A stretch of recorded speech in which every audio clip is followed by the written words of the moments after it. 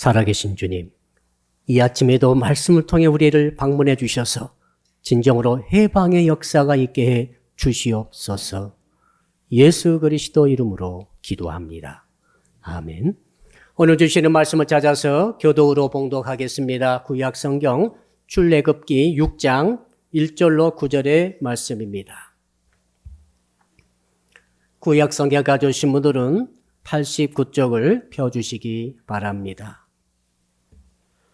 출애굽기 6장 1절로 9절의 말씀을 읽을 때에 교독으로 읽겠습니다. 제가 먼저 출애굽기 6장 1절의 말씀을 읽겠습니다.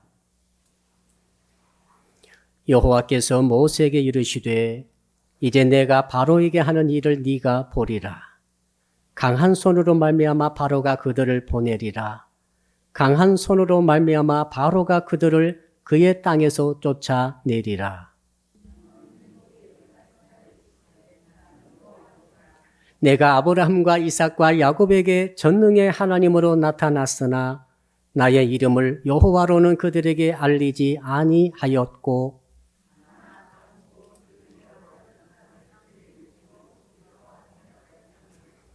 이제 애굽 사람이 종으로 삼은 이스라엘 자손의 신음 소리를 내가 듣고 나의 언약을 기억하노라.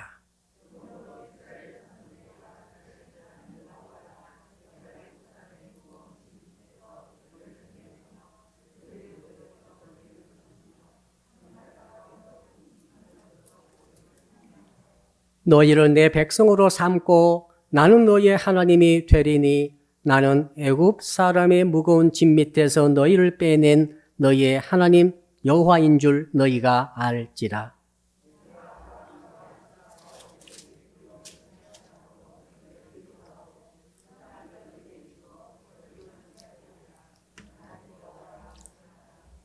같이 읽겠습니다.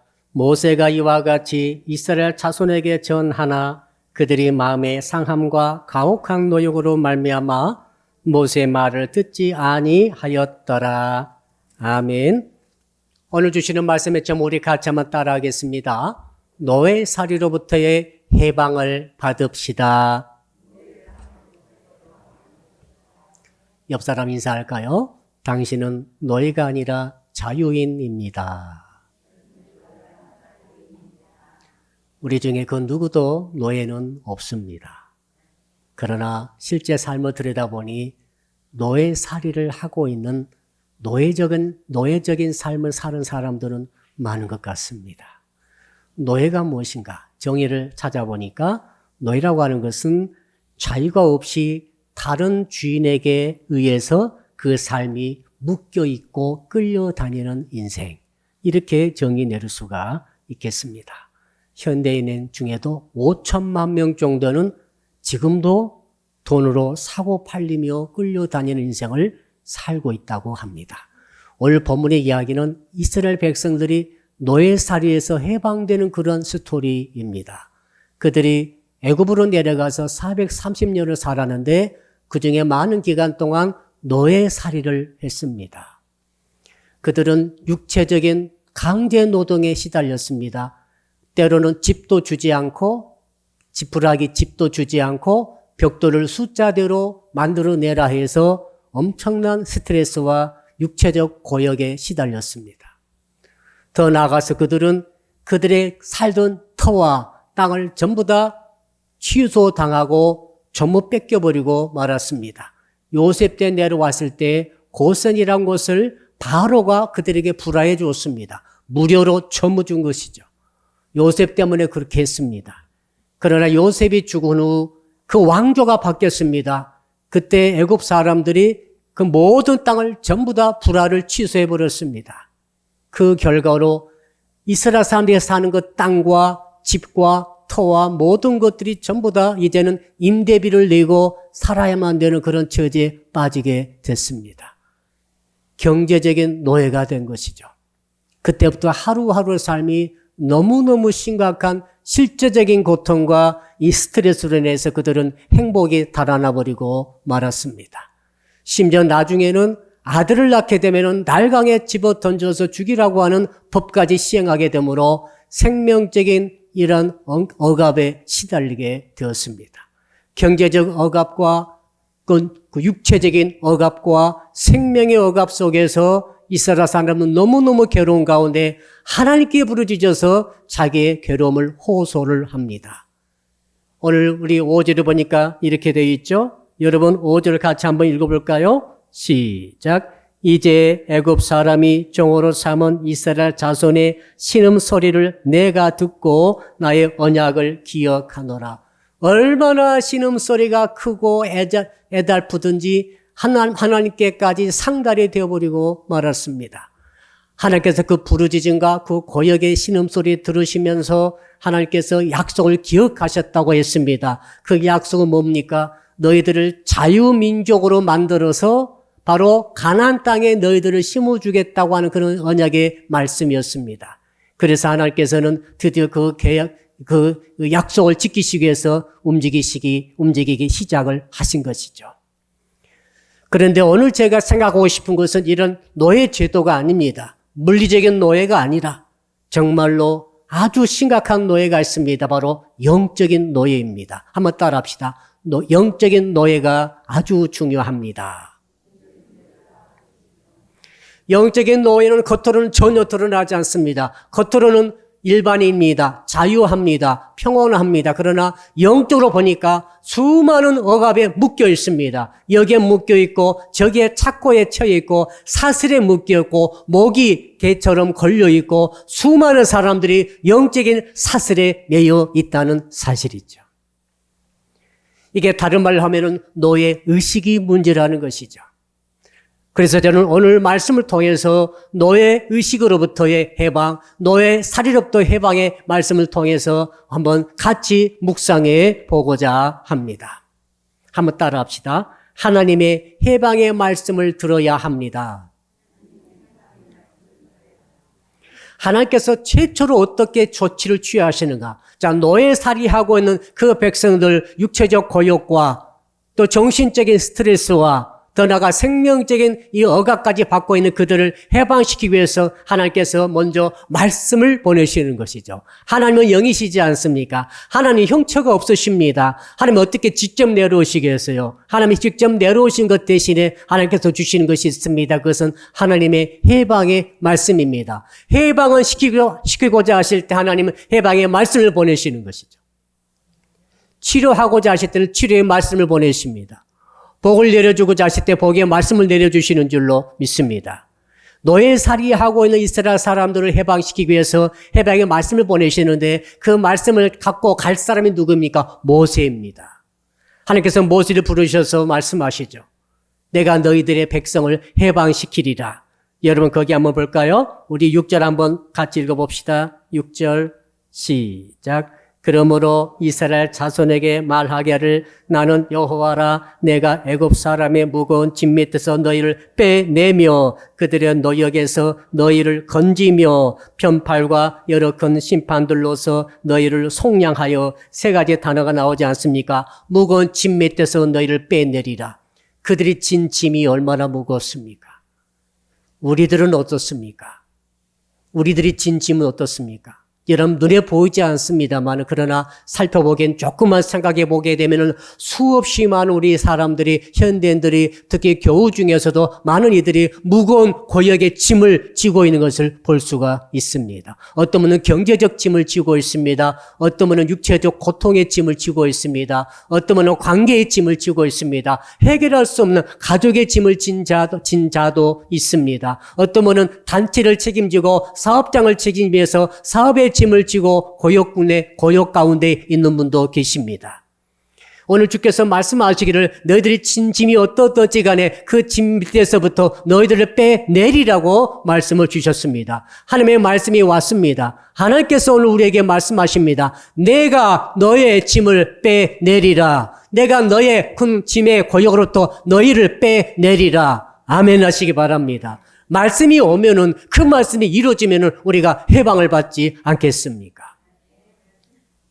또 두 번째 단어로서는 어떻게 말하고 있습니까? 그들의 노역에서 너희를 건지며 여러분 직장 다니는 것 너무너무 어렵습니다. 사업하는 것 어렵습니다. 알바하는 것도 어렵습니다. 그냥 사는 것도 어려운데 이런 많은 짐들, 특히 노역, 몸으로 고통 가운데 일해야 하는 그 노역으로부터 주께서 뭘 말씀하십니까? 노역으로부터 내가 너희들을 건진다 이렇게 말씀하고 있습니다. 사랑하는 성도 여러분, 여러분의 삶 속에 모든 육체의 노역으로부터 해방되시기를 주 이름으로 축복합니다. 더 나아가서 세 번째로는 여러 큰 심판들로서 너희를 속량하며 그랬습니다. 속량은 돈을 주고 값을 지불하고 해방시킨다 그 말입니다. 여러분 요즘에 부채를 지지 않는 자가 누가 있겠습니까? 물론 있습니다만은 수많은 부채 때문에 그 덩어리가 점점 커지고 요즘 또 이자가 올라가지고 수많은 자들이 고통 가운데 있습니다.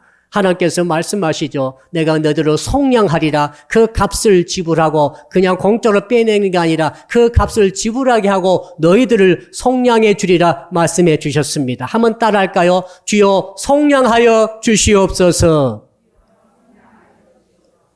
저는 말씀을 준비하면서 교회도 마찬가지지만 교회와 모든 성도님이나 가정들에 있는 모든 부처가 속량되시기를 주 이름으로 축복합니다. 그러나 정말로 중요한 필요가 있는 부분이 있습니다. 오늘 말씀 9절을 보니까 우리 한번 9절을 같이 읽어봅시다. 9절 시작. 모세가 이와 같이 이스라엘 자손에게 전하나 그들이 마음의 상함과 가혹한 의욕으로 말미암아 모세의 말을 듣지 아니하였더라. 모세에게 두 가지 방해가 있었습니다.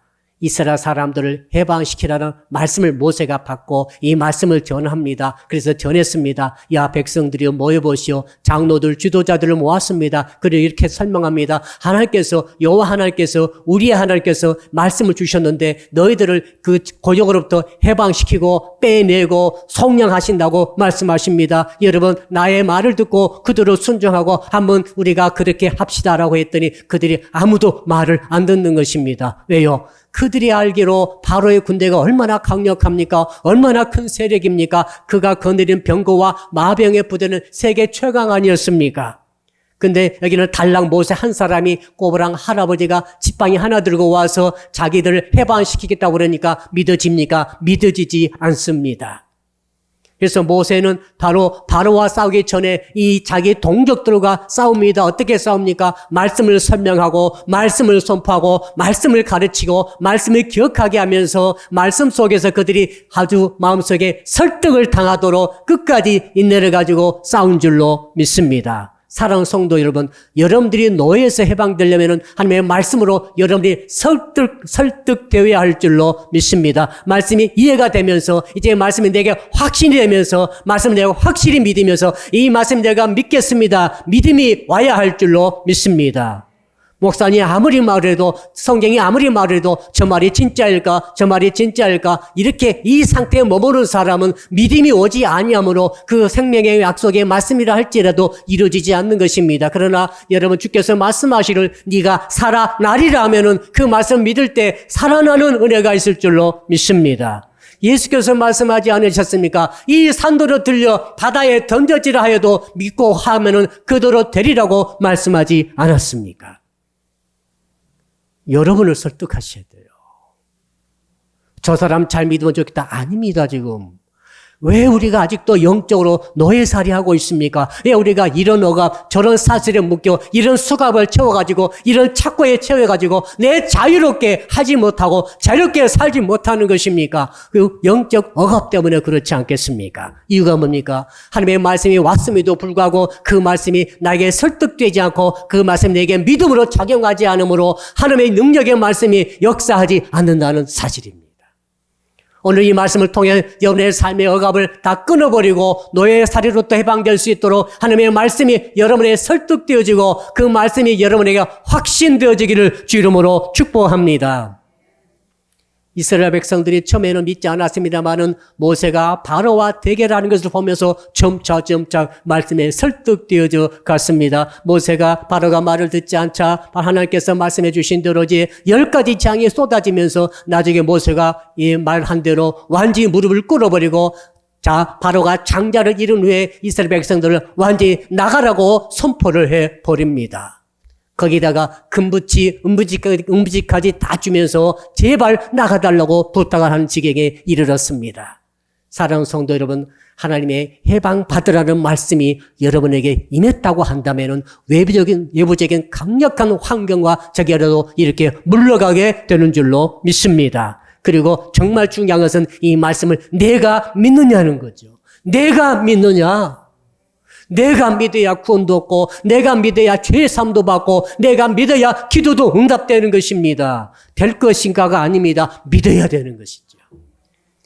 믿음으로 말미암아, 해방의 말씀을 믿음으로 말미암아 외부적인 환경의 모든 사건들이, 모든 구조들이 싹 청산되어지고 내부적인 의심이 사라지면서 해방이 일어나기를 주 이름으로 축복합니다. 정말로 중요한 것이 있습니다. 한번 따라합시다. 해방자의 시스템에 들어가야 합니다. 노예살이로부터 해방은 단순한 문제가 아니에요. 이스라엘 사람들의 몸을 애굽이라는 나라에서 밖으로 꺼내서 국경을 넘어가 홍해를 건너갔다. 해방되었다. 그래서 해방이 아닙니다. 몸은 해방되었습니다. 몸은 국경을 벗어났습니다. 몸은 감옥살이를 벗어났습니다. 분명히 영창 밖으로 나왔는데 왜 나는 아직도 묶여 있는 것입니까? 뭐가 문제입니까? 의식이 문제죠.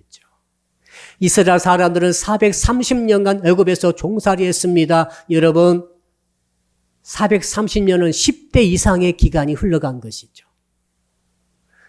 할아버지도 노예였고 아버지도 노예였고 아들도 노예이고 손자도 노예이고 중손자도 노예이고 계속 10대까지 계속 노예합니다. 노예로 살아갑니다. 노예는 사유재산이 없습니다. 노예는 몸에 대한 자유가 없습니다. 노예는 말이죠. 자식에 대한 자유까지도 없습니다. 이런 상태로 완전히 수동적으로 명령만 듣고 행하기만 하고 주인이 준 것만 받아먹고 안 주면 굶고 이런 삶을 1년도 아니고 10년도 아니고 400년 이상을 그렇게 사는 결과 뭐가 있습니까? 그 의식이 노예 의식으로 노예 근성으로 찌들 대로 찌들고 굳어질 대로 굳어지고 만 것입니다. 몸뚱아리는 해방됐습니다만은 아직도 의식은 그대로 노예입니다. 노예 의식을 갖고 있습니다. 노예 근성은 이건 뿌리채 뽑히지 않을 때는 이건 시간이 얼마나 걸립니까? 430년 지났으므로 400년이 사실은 흘러가야 되는 것이죠. 이것이 문제죠. 여러분, 옆 사람도 한번 인사합시다. 당신에게도 의식이 있습니다. 당신에게도 근성이 있는 것이죠. 뿌리 근자, 성질 성자, 성질을 하는 것입니다. 성질이 다 있어요. 우리 집사님들, 권사님들, 우리 성도들, 청년들 보니까 성질이 다 있더라고. 그 근성이 있는 거죠. 뿌리 깊은 근성은 언제 생겼습니까? 태어나서부터 20살짜리 청년은 20년간 삶의 경험 속에 근성이 속에 자리를 잡고 있는 것이죠. 3살짜리는 3년간 쌓인 근성이 있어요. 3살짜리도 고집 피우고 3살짜리도 화를 냅니다. 왜요? 근성이 벌써 3년간 쌓였잖아요. 노년들은 말할 거 없습니다. 60년 살았습니다. 70년 살았습니다. 여러분, 그동안에 그 근성이 얼마나 딱딱하게 굳어져 있겠어요. 이건 누구도 그걸 어기지 못합니다. 누구도 그것을 바꾸지 못합니다. 이런 근성은 안 바뀌는 거예요. 근데 하나님 말씀하셨어요. 그 노예 근성이 있는 너희들을 바꾸리라면서 하나님께서 3가지 시스템을 주십니다. 노예 때는 노예 시스템이 있었어요. 그들이 얼마나 고통당했는지 여러분 알지 않겠습니까? 그러나 여러분 그들은 노예에서 해방되기를 원치 않았습니다. 원치 않았어요. 왜요? 노예살이 하니까 먹을 것은 걱정이 없었어요. 일을 시키기 위해서 바로가 계속 먹을 것을 줬습니다. 왜? 칼로리가 들어가야 그 다음날 일할 것 아닙니까? 그러니까 계속 먹을 것을 주는 거죠. 적당히 먹을 것을 계속 줬습니다. 그러니까 이스라엘 백성들이 시킨 대로 일만 하면은 죽지는 않겠구나. 그래도 먹고는 살겠구나 하면서 그 비굴한 삶을 계속 400년 이상을 살아간 것입니다. 해방받고 독립운동한다거나 그런 일이 하나도 없었어요. 놀라운 일 아닙니까? 성경에 한 글자도 안 나옵니다. 430년간 노예살이 하면서 그들이 해방운동, 독립운동을 했더라. 이런 기질이 없는 것이 너무너무 신기했어요. 먹고 살면 된다고 생각했던 것이죠. 430년간 굳어지도록 굳어져 버린 노예 시스템 안에서 굳어진 노예의 근성. 주께서 이것을 뿌리 뽑기 위해서 무려 40년을 광야 생활을 하게 하셨어요.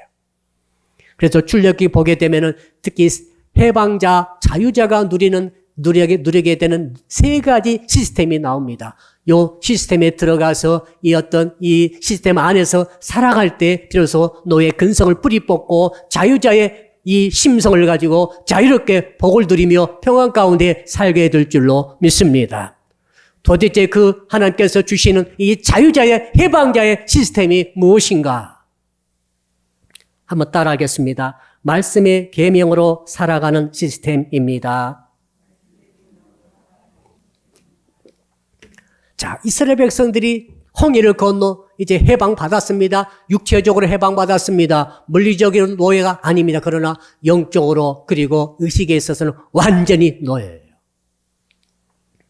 그래서 하나님께서 시내산에 머물게 하시면서 말씀을 주십니다. 계명을 주십니다. 십계명에 돌판을 주지 않습니까? 그 많은 계명을 주셨어요. 이걸 지키라, 지키라, 지키라. 지키지 않으면 죽인다고 하셨습니다. 죽을 것이라고 말씀하셨습니다. 이 지키지 않으면 저주를 받을 것이라고 말씀하셨습니다. 너무 무섭고 강력한 계명의 말씀을 주셨습니다. 왜요? 너의 근성을 뿌리 뽑지 않으면 그들이 몸뚱아리만 가면 아무 소용없습니다. 몸뚱아리는 가되 의식은 노예입니다. 그는 노예예요. 그렇지요. 여러분이 머무르는 교회에 오셨습니다. 지금 예배 드리고 있습니다. 연휴 기간 동에도 우리는 예배를 드리고 있습니다. 얼마나 기쁘고 감사한 일인지 모르겠습니다. 그러나 한 번 더 질문하고 싶어요. 여러분의 의식은 어떤 상태입니까? 여러분 마음의 심보는 어떤 상태입니까? 누구도 알지 못하면 나는 진정 자유자입니까? 아니면 아직도 뭔가 억압받고 있고 뭔가 눌려있는 것은 아닙니까? 물어보셔야 돼요. 그것을 깨뜨리기 위해서 왜 내가 아직도 평화를 누리지 못하는가? 내가 왜 자유를 누리지 못하는가? 왜 나는 수많은 불만과 불평 속에서 살아가고 있는가? 왜 나는 아직도 아픔과 슬픔 가운데 빠져 있는 것인가? 여러분, 그것은 노예처럼 묶여있기 때문이 아니겠어요? 나는 분명 자유자입니다. 누구도 나를 묶고 가지 않습니다. 나는 감옥에 가지 않았습니다. 나는 지금 자유롭게 강요노동하지 않습니다. 일하고 싶은 일하고 쉬고 싶으면 나는 쉴 수 있습니다. 그런데 왜 나는 묶여 있는 것일까요? 주께서 말씀하십니다. 너 말씀을 지켰느냐라고 말씀하시는 거죠. 계명을 지켰느냐고 말씀하시는 것이죠. 자, 계명에 크게 세 가지가 있는데 한번 따라하겠습니다. 주님을 경외함으로 살아갑시다. 제1계명, 제2계명, 제3계명. 내 앞에 다른 신을 두지 말라. 우상을 만들거나 숭배하지 말라. 그리고 여호와 이름을 망령되이 일컫지 말라. 한마디로 말해서 모릅니까? 무슨 뜻입니까? 하나님이 너의 주인이시다. 여러분의 주인은 하나님이십니다. 한번 따라합시다. 나의 주인은 하나님이십니다. 이게 예수 안에서 주인의식입니다. 주인의식. 자, 불신자들이 주인의식 하면은 내가 내 인생의 주인이다. 이런 뜻입니다. 우리가 주인의식 하면은 이 주자가 우리는 주님 주자를 씁니다. 그러므로 예수님이 내 주인이라고 하는 의식이 주인의식입니다. 너의 의식이 주인의식으로 바뀌어야 되는 것입니다. 여러분, 노예들은 주인의식이 없어요. 시킨 것만 해요. 한번 해보세요. 시킨 것만 하고 안 시키면 절대 안 합니다. 모든 알바들이 다 그런 건 아닙니다만은 알바들이 시킨 것만 할 경우가 있어요. 알아서 하시는 분도 계시지만은, 자, 노예들이 가장 즐겨하는 것이 있습니다. 주인을 입으로 까는 거예요. 계속 주인을 욕하고 주인을 흉보고 사장님을 욕하고 사장님을 흉봅니다. 주인의식이 없는 거죠. 하나님이 말씀하셨어요. 이제 너희들은 노예가 아니야. 그 430년 동안 이스라엘 사람들이 애굽에서 종살이 하면서 얼마나 고통스럽습니까? 그러니까 모이기만 하면은 바로를 욕합니다. 바로를 저주합니다. 애굽을 욕합니다.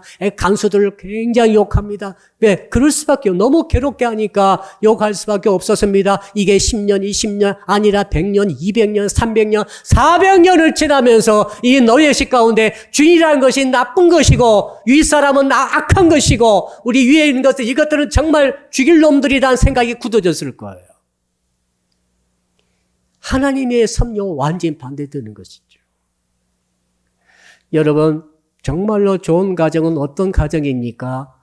윗사람을 존중히 여기고 누가 주인인 줄을 알고 또 귀하게 여길 수 있는 A를 차릴 수 있는 것이 좋은 가정의 교육 아니겠어요?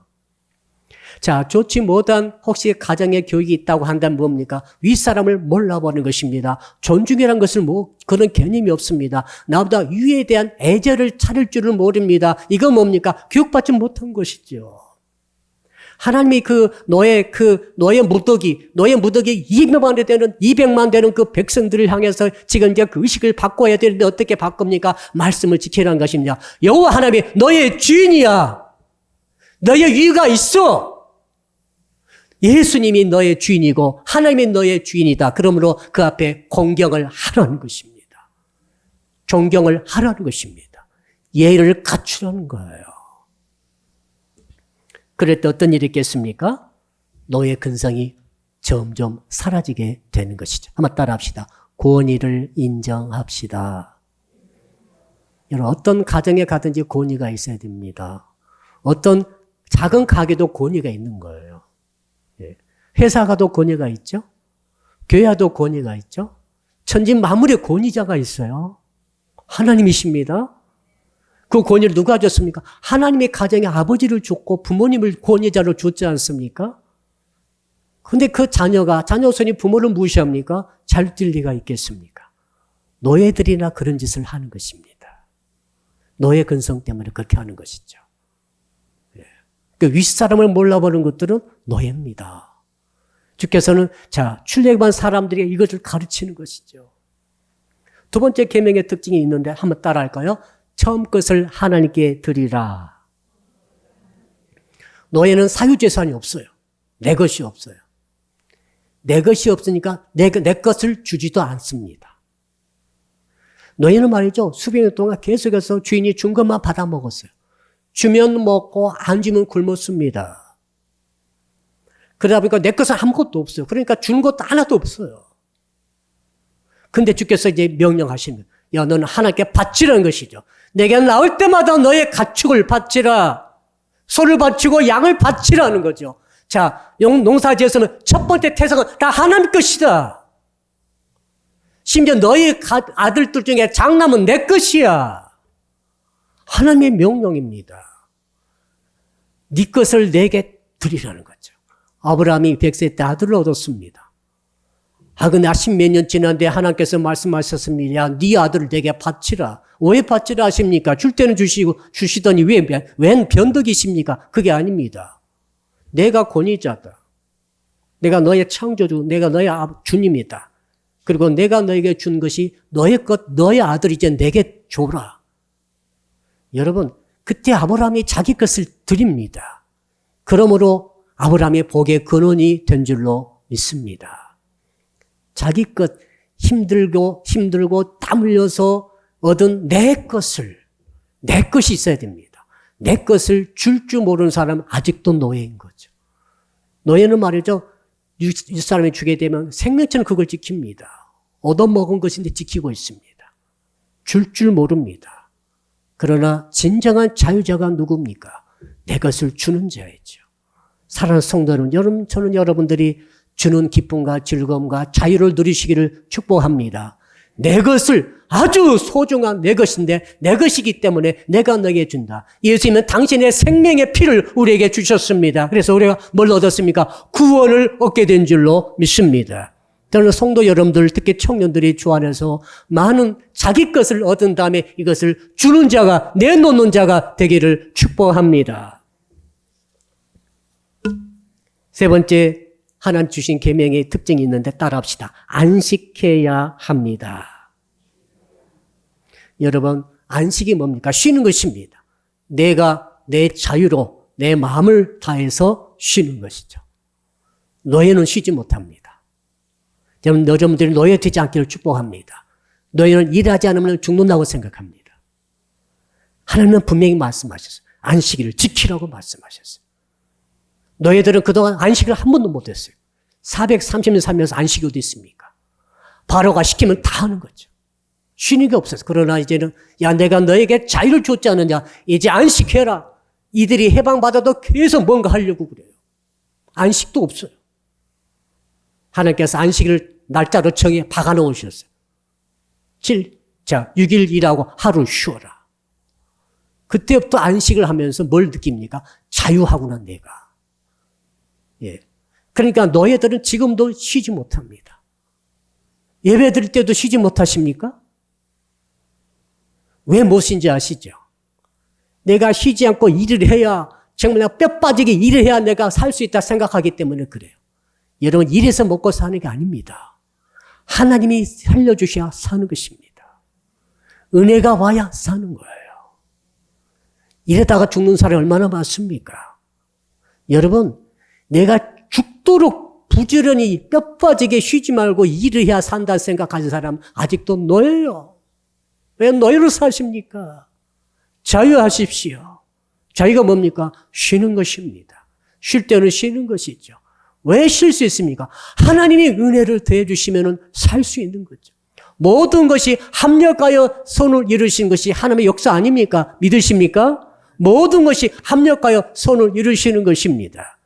7일간 하루도 안 쉬고 일해도 못 살 수 있습니다만은 7일 일하지 않고 하루 딱 내가 쉬고 하는데 일이 더 잘 될 수 있습니다.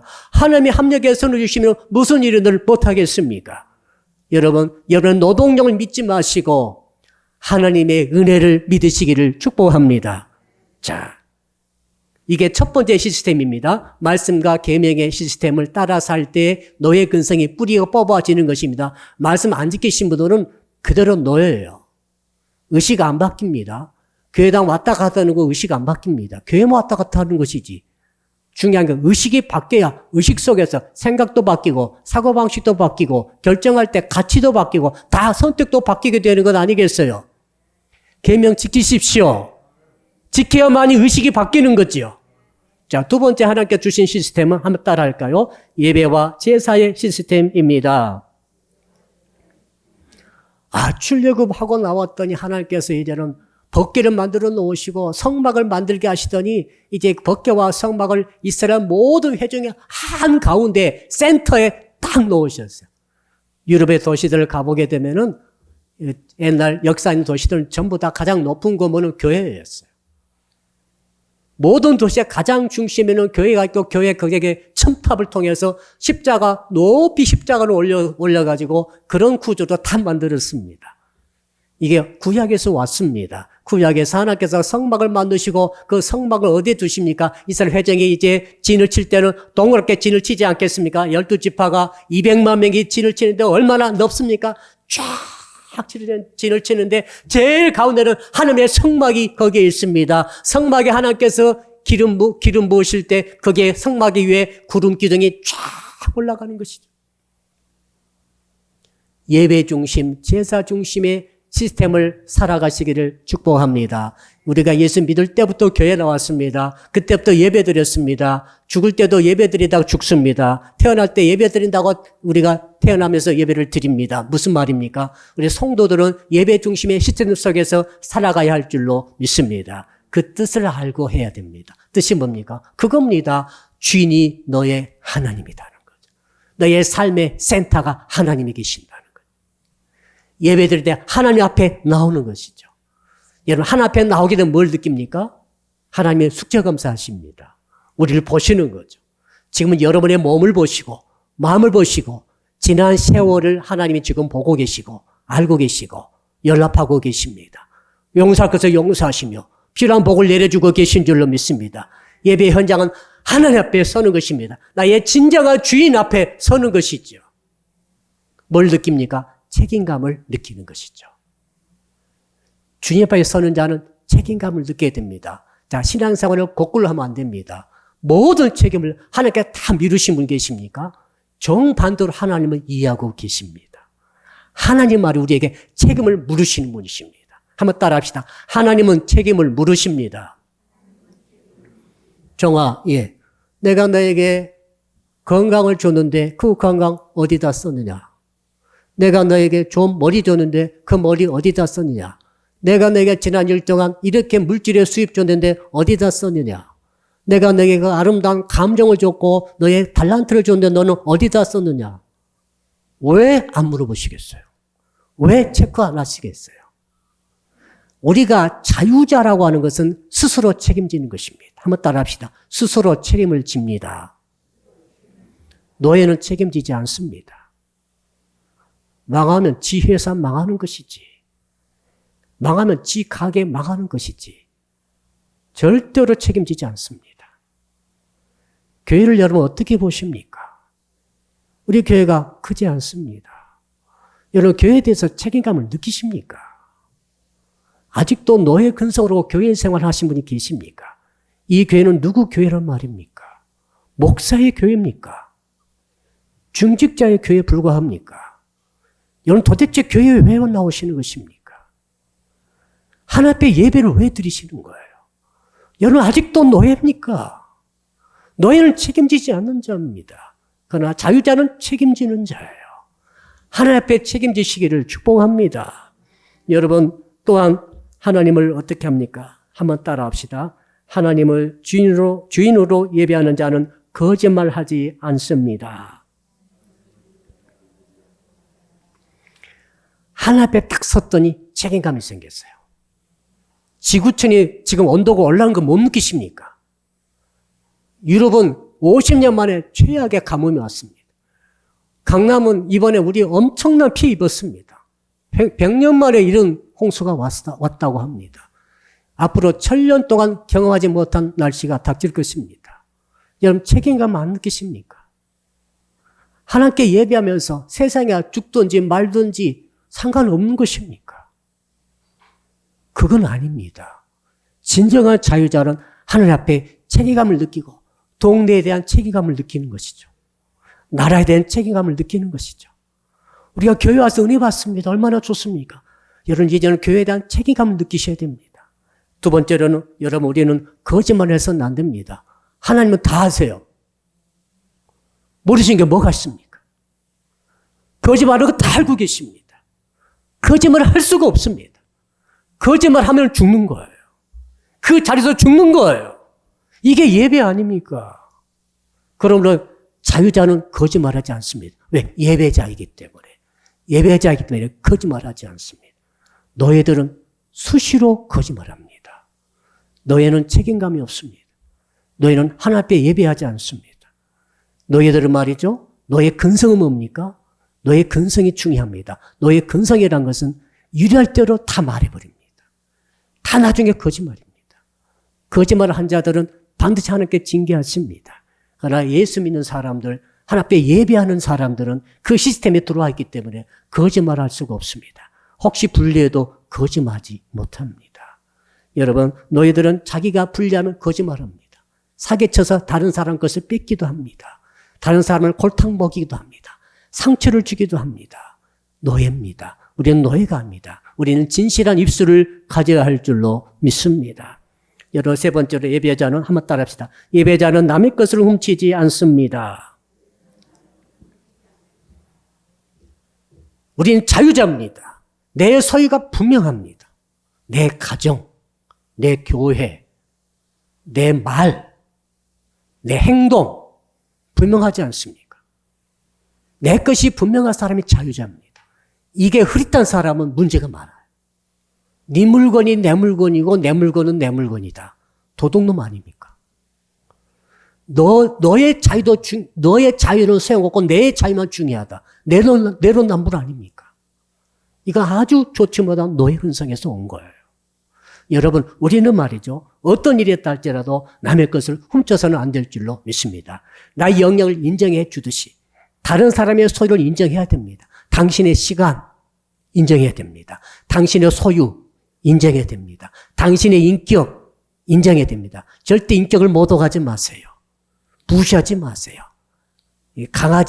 강아지도 무시하면 강아지가 찢어요. 사람은 인격이 있어요. 여러분 입장만 중요합니까? 타인의 입장이 얼마나 중요합니까? 여러분, 자유자는 말이에요. 이것을 충분히 인정해 줘야 됩니다. 다른 사람은 무시하고 모독하면 절대로 안 됩니다. 다 노예의 근성에서 온 거 아니겠어요? 마지막 세 번째로 한번 시스템을 말씀드리겠습니다. 한번 따라할까요? 성령의 구름 기둥만 따라가는 시스템입니다. 이제 출애굽 해가지고 해방받아지고 가가지고 자유자가 돼가지고 광야 들어왔더니 하나님께서 뭐라고 하십니까? 계명을 딱 주시더니 계명 지키라고 하시더니 두 번째는 제사 드리고 예배 드리라고 하시더니 이제 세 번째로는 이제 행진할 때마다 구름 기둥이 나타납니다. 낮에는 구름 기둥이요, 밤에는 불 기둥이 나타나가지고 딴 데 못 가게 하십니다. 오직 불 기둥만, 구름 기둥만 따라가며 평생을 살도록 만드시다가 따라가다 보니까 드디어 이제는 가나안 땅에 들어가게 되었습니다. 이건 시스템이에요. 그 전에는 내 마음대로 갔어요. 가고 싶은 대로 가고. 소욕 일어난 대로 갔습니다. 욕구 일어난 대로 갔어요. 하고 싶은 대로 했어요. 하고 싶은 대로 하면 망합니다. 가고 싶은 대로 가면 안 되는 거예요. 성령이 가신 대로 가야 되는 것입니다. 밤에도 성령의 불기둥이 있습니다. 밤에 마음대로 하신 분 계세요. 낮에는 그렇듯 하고 있다가 아무도 보이지 않아 밤에는 마음대로 하십니까? 그건 망조고 들린 것입니다. 너희들이 그렇게 합니다. 너희들은 주인이 볼 때는 정말 잘한 것처럼 하다가 주인이 눈이 없는 순간 마음대로 해버립니다. 너희 근성이에요. 윗사람이 본다고 그래서 잘하고 안 본다고 그래서 마음대로 하십니까? 당신은 아직도 노예입니까? 우리는 노예가 아닙니다. 하나님 앞에 우리는 정말 자유자인 줄로 믿습니다. 그러므로 어떻게 해야 되는 것입니까? 한번 따라합시다. 영적 음란을 조심해야 합니다. 자, 영적 음란이 무엇입니까? 하나님께서 우리 마음에 큰 공간을 주셔서 이걸 이해하셔야 됩니다. 이 공간은 하나님만이 채울 수 있는 무한대 공간이에요. 사람이 작잖아요. 이만하잖아요. 여러분 사람 무시하면 안 됩니다. 그 속에 우주보다 더 큰 공간이 다 들어있어요. 근데 우주를 품을 수 있습니다. 품을 수 있습니까? 밤에 하늘 보십시오. 다 품어집니다. 우주 만물 공간, 지구건 뭐건 다 품을 수 있습니다. 나라도 다 품을 수 있어요. 민족도 다 품을 수 있습니다. 여러분 신기한 일이죠. 이 마음이 너무너무 놀라운 것입니다. 근데 이 마음은 하나님만이 채울 수 있어요. 돈으로 채울 수 없어요. 자식으로 채울 수 없어요. 내가 좋아하는 것으로 채울 수 없어요. 안 채워져요. 여러분, 그래서 어떤 분 그렇습니다. 야, 내가 돈 많이, 100억만 보면 얼마나 좋을까? 얼마나 기쁠까? 나는 정말 행복할 거야. 깡통거지 때문에 난 난리를 칠 거야. 나는 옷 벗고 막 돌아다닐 수도 있어. 너무 좋아가지고. 이것이 뭡니까? 물질을 섬기는 것이죠. 그 물질로 자기 빈 공간을 채우려고 하는 시도가 그렇게 드러나는 것입니다. 우리 다 돈 좋아하고 있습니다. 여러분, 주께서 어느 날 이렇게 말씀하셨어요. 너희가 하나님과 재물을 겸하여 섬기지 못하니라. 하나님도 섬기는 것이고 재물도 섬긴다고 말하고 있는 것이. 우리 마음속에 섬김이 뭡니까? 좋아하는 거예요. 기뻐하는 거예요. 이거만 더 있으면 얼마나 좋고 얼마나 행복할까? 이것 자체가 영적 음란이라는 거죠. 그 영적 음란이 있기 때문에 마음에 평화가 없고 만족이 없고 행복이 없는 것이죠. 자, 돈을 100억 벌었는데 아직도 부족해요. 아직도 나는 멀었어요. 채워지지 않습니다. 계속 벌고 또 벌고 또 벌고 하다 그게 뭡니까? 조금만 더 벌면 얼마나 좋을까? 행복할까? 돈을 섬기는 것입니다. 돈에게 스스로 가가지고 나를 잡아 묶어 주십시오. 나는 돈의 노예입니다. 나를 끌고 가세요. 라고 말한 것과 같습니다. 지금은 현대는 말이죠. 물리적인 노예는 없어요. 그러나 영적인 노예가 너무너무 많습니다. 스스로 자원해서 노예살이로 붙잡혀 간 사람들이 너무 많습니다. 왜요? 돈을 숭배하고 돈을 섬기기 때문에 그렇죠. 우리 많은 어머니 아버지들의 평생 소원은 자식 잘 되는 것입니다. 여러분 자식 잘 되는 거 싫어하는 사람은 누가 있습니까? 날마다 기도하고 있습니다. 그런데 주께서 하신 말씀이 있습니다. 야, 네가 자식 섬기랴 나를 섬기랴. 재물과 주님을 같이 섬길 수 없습니다. 자식과 하나님을 같이 섬길 수 없습니다. 이것을 꼭 기억하십시오. 왜 그렇습니까? 우리는 자식이 성공하고 대성공했습니다. 그럼 만족이 옵니까? 행복이 옵니까? 오지 않습니다. 덜 찹니다. 채울 수가 없습니다. 내 마음의 공간은 하나님만이 채울 수 있습니다. 더욱더 조금만 더 하나님 더 만나고 싶다. 하나님 더 나를 채워주세요. 더 나를 채워서 하나님을 더욱 채워주세요. 이런 마음이 하나님을 섬기는 마음이에요. 하나님께서 나를 채워주시면 나는 얼마나 행복할까? 나는 얼마나 기쁘고 나는 얼마나 즐거울까? 라고 하는 것이 하나님을 섬기는 것이고, 이것이 뭡니까? 내 마음에 진정한 만족과 평안이 오는 것입니다. 우리가 예수를 믿으면서도, 하나님 믿는다 하면서도 왜 우리가 노예 근성을 아직도 뿌리 뽑지 못하고 있는 것입니까? 하나님 이외에 다른 것으로 내 빈 공을 채우려고 하는 이 많은 시도, 많은 소원, 많은 불타는 열망을 아직도 버리지 않고 있기 때문에 계속적으로 노예로 끌려가고 그렇게 사는 것입니다. 결론은 확실합니다. 링컨이 이렇게 말했죠. 링컨이 노예 해방 운동을 해서 노예를 해방시킨 이 현대 시대의 모세 같은 사람입니다. 여러분, 링컨을 자세히 생각해 봐야 됩니다. 링컨이 이렇게 말했습니다. 그 장관들이 다 합해가지고 뭐라고 말했는가 하면, 대통령 각하, 당신이 계속해서 노예 해방 운동을 계속 하고자 하신다면 우리의 전체 내각은 사퇴하겠습니다. 대통령을 압박한 것이죠. 그때 링컨이 말했습니다. 여러분, 하루만 시간을 주십시오. 그리고 기도실로 들어갔습니다. 링컨의 기도실은 정말로 유명한 기도실입니다. 문제만 있으면 기도실 들어가 무릎 꿇는 자가 링컨 대통령이었습니다. 그 기도실 들어가서 링컨이 이렇게 기도합니다. 하나님이여, 무엇이 옳은 것입니까? 무엇이 의로운 것입니까? 제가 어떻게 해야 되겠습니까? 이 내각 전체가 들고 일어나니 내가 노예 해방을 포기해야 되는 것입니까? 하나님의 응답을 주셨습니다. 그 다음날 아침에 일어나서 링컨이 전부 강요 모아놓고 이게 국무회의 때 이렇게 발표를 했습니다. 자유와 노예가 공존하는 나라는 존재하지 않습니다. 같이 갈 수 없는 사람이 있는 거예요. 같이 함께 할 수 없는 일이 있는 거예요. 공존이 안 되는 거죠. 노예와 자유는 공존할 수 없어요. 우리가 예수를 구주로 믿고 하나님을 주인으로 섬기고 살아가는데 노예 근성 가지고 살아갈 수는 없는 것입니다. 노예 근성 가진 자는 천국에 들어가지 못하는 것입니다. 공존할 수가 없습니다. 이론이 그렇다 이 말입니다. 그러므로 모든 노예 근성을 뿌리를 뽑으신다고 결론을 내리시고 결단 내리시기를 주 이름으로 축복합니다. 자, 말씀 붙들고 주여 부르고 2분만 기도합니다. 주여, 살아계신 아버지 하나님, 오늘 노예의 살이로부터 해방이라는 말씀을 주셔서 감사합니다. 아버지 하나님, 주님께 말씀을 통하여서 말씀을 주셨사오니, 오 주님, 하나님 안에 나의 주인이시고 아버지이시며 예수 그리스도만 나의 영원한 주가 되신 줄로 믿습니다. 말씀과 계명의 시스템 속에 들어가서 살게 하여 주옵소서. 하늘 앞에 진정한 책임감을 가지고 살게 하여 주옵소서. 하늘 앞에 진정으로 아버지 하나님, 나의 영역과 다른 사람 영역을 구분하게 하여 주셔서 아버지 도둑질을 하지 않게 하시고, 하나님 앞에 정말 선자답게 이제는 거짓말하지 않게 하여 주시고, 아버지 내 모든 것이 내가 책임감 가지고 스스로 자원해서 선택해서 찾아서 일하는 자가 되게 하여 주시옵소서. 아버지 어떤 일이 있다 할지라도 영적 음란에 빠지지 않게 하여 주시기를 원합니다. 하나님으로 내 가운데 내 마음의 빈 공간을 가득 채우게 하여 주시옵소서. 하나님 그 위에 모든 것으로 돈으로 채우려다가 쓰러지지 않게 하시고, 자식으로 채우려다가 쓰러지지 않게 해주시고, 넘어지지 않게 하시고, 음란에 빠지지 않게 하시고, 하나님만으로 만족하고 하나님으로 채워줌으로 말미암아 그 어떤 세상적인 환경과 조건에도 연연 요동하지 않고 흔들리지 않은 자유자가 되게 하여 주시옵소서. 예수 그리스도 이름으로 기도합니다.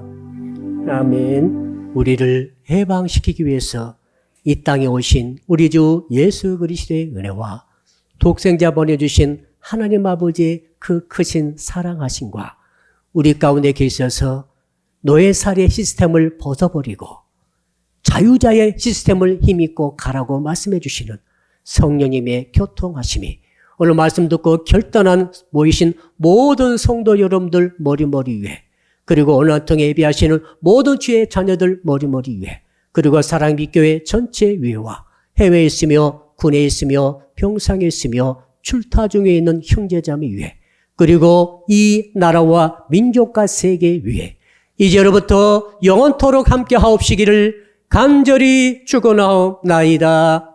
아멘.